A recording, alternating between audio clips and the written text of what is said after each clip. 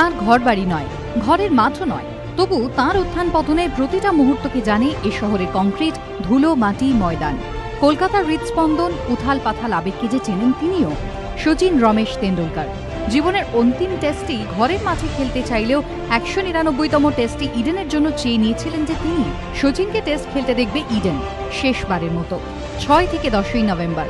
আর ওই ৫টা দিন কলকাতার হৃদয়ের রং দেখবেন তিনি নিজের মুখের প্রতিচ্ছবিতে। শচীনের মুখে ছেয়ে যাবে গ্যালারি, এই শহর। তেমনই পরিকল্পনা সিএবির। ইডেন টেস্টের টিকিট কিনলেই তার সঙ্গে মিলবে শচীন তেন্ডুলকরের একটি করে মুখোশ। মাঠের বাইরেও বিতরণ করা হবে ওই মুখোশ। প্রতিদিন বিতরণ করা হবে প্রায় ১ লক্ষ মুখোশ। ইতিমধ্যেই সেই মুখোশের অর্ডারও দেওয়া হয়ে গিয়েছে। শুধু ইডেন নয়, শচীনের ছবি কাটআউটে গোটা শহর ছেয়ে ফেলারও পরিকল্পনা রয়েছে সিএবির। তা নিয়ে কথা চলছে ক্রীড়া দপ্তরের সঙ্গেও। ক্যারিয়ারের প্রাক অন্তিম লগ্ন, শেষবারের মতো তাকে খুব কাছ থেকে পাবে ইডেনের ঘাস। তাই উৎসবের চূড়ান্ত প্রস্তুতি মন খারাপের কলকাতার। কুন্তল চক্রবর্তীর রিপোর্ট, এবিপি আনন্দ, কলকাতা।